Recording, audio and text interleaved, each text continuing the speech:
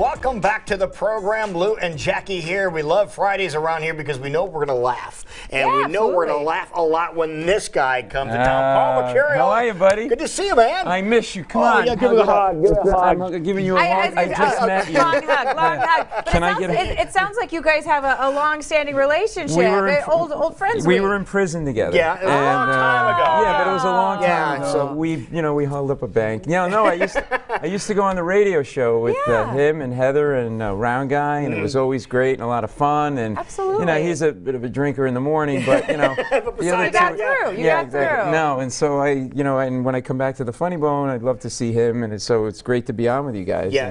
Paul, of course, he's an Emmy Award winner. Jackie, how about that? Let's talk about Peabody Award winner. Oh yeah, I'm a big shot. He's a big deal. Stephen Colbert. Yes. And that program. He will not leave me alone. He's always like. Explain to people that might not know your connection with the program. Well, I worked on The Daily Show for a long time. Okay. And I was a writer and a performer on that show. And Stephen came in as a correspondent on the show. Right. And we just started working together there. And then he got the Late Show. He got the Colbert Report, and I worked on that show. And then he got the Late Show. Right. And he's like, come work on this. And I was like, okay, but only if I can.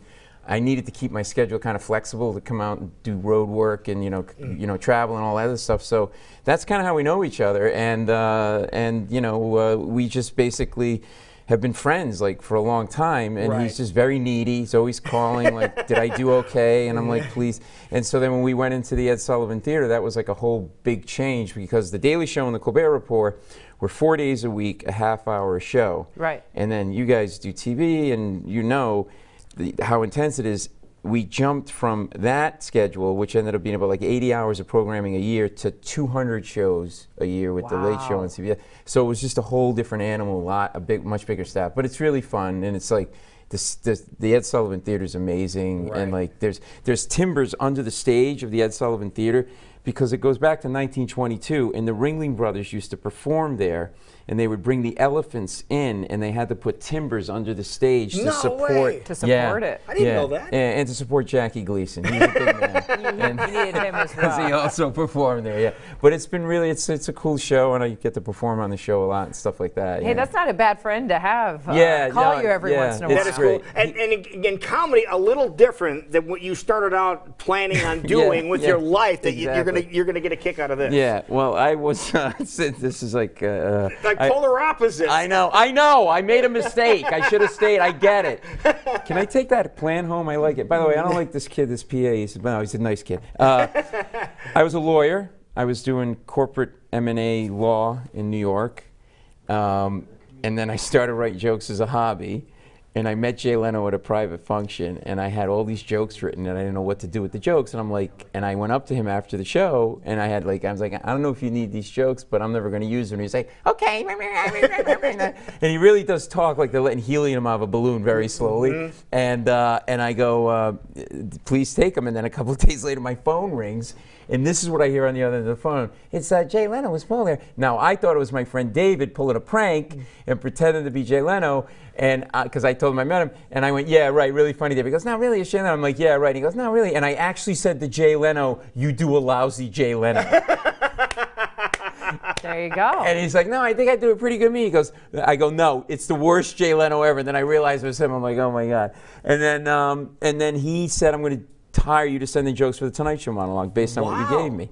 And then he goes to me, by the way, what do you do for a living right now? I go, I'm a lawyer. He goes, I knew it. I go, why? He goes, you write like a lawyer. You're too wordy. He goes, get to the joke already. You're not writing contracts. You're writing jokes, right? And then a few days later, he called me again, and he did one of my jokes on the Tonight Show. Wow. Now, that little bit of advice from a comedian of his stature probably helped you hone in your craft. Yeah, and then he said, and I didn't know what I was doing because I didn't plan that. In fact, people say to me, did you know you were going to be a comedian? I'm like, no. And they're like, well, are you funny? And I go, well, I mean, I was always the funniest lawyer in my law firm. Right. Which isn't saying much. It's like saying you're, you know what I mean? Yeah, I would understand It's like saying you're the sexiest IT guy. It doesn't really. and then I would just, and then I started doing stand-up at these like little divey bars around New York City. Because there's a lot of those, right? There's a lot. There was these one-nighters, like in the back of a bar. And one of the bars I worked was so bad it was called Downtown Beirut 2. Two. Apparently they were franchising these dives around, or somebody blew up one, I don't know. But and that's how I started. And then I was living this double life for a while. I didn't tell anybody at the firm. I didn't tell anybody in comedy that I was a lawyer. And I didn't even tell my girlfriend, now my wife. We were living together. And then when I finally told her, I said, and I told my parents, they were like, what? Like, I told my parents, I think I want to leave comedy. Oh, what was their response? Because you're from a pretty big family. Leave being a lawyer to go do comedy, you know, right? your kid's a lawyer, a doctor, he made it, right? My parents high school educated, like. And you probably weren't doing too bad if you're in New York City being a lawyer. I know, I screwed up, Lou, I get it. Why am I here getting abused by this? Is this my camera? Where's my camera? You're four. No, I was doing, like, that was the problem. Like, I'm like, am I going to leave this security to go, like. What kind of law were you practicing? I did corporate law, mergers and acquisitions. So we put companies together. I know. Now Jackie's going to chime in. I know. And then it was just like, and you know, people, like, I was funny at the firm though. Like, I would say things and the lawyers would laugh. I'd say, like, we can't do that. That's unethical. And they would laugh and laugh and laugh.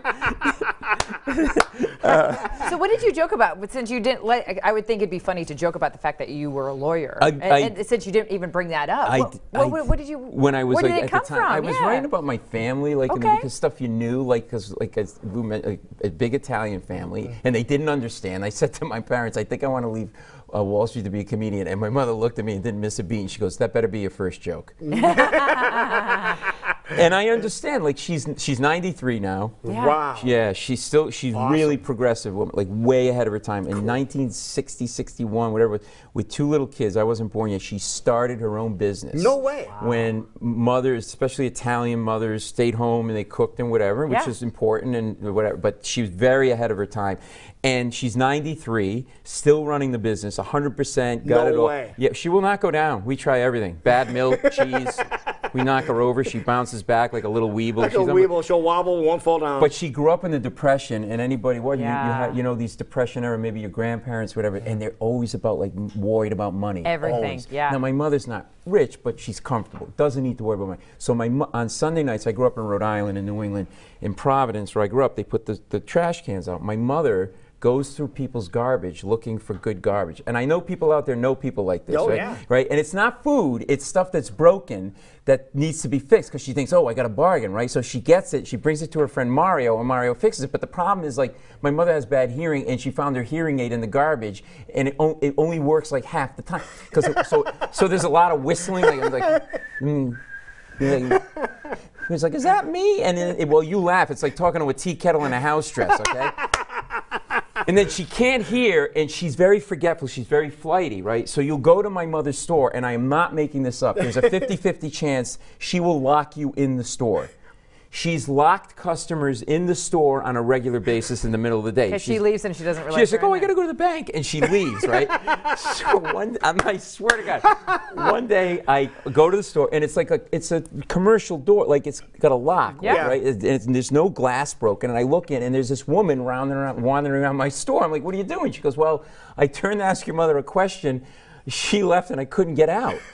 I said, how long have you been here? She was, I go, 4 hours. She goes, 4 hours. She was really funny. I go, what have you been doing? She goes, well, I browsed a lot. She goes, I took a nap on that sofa.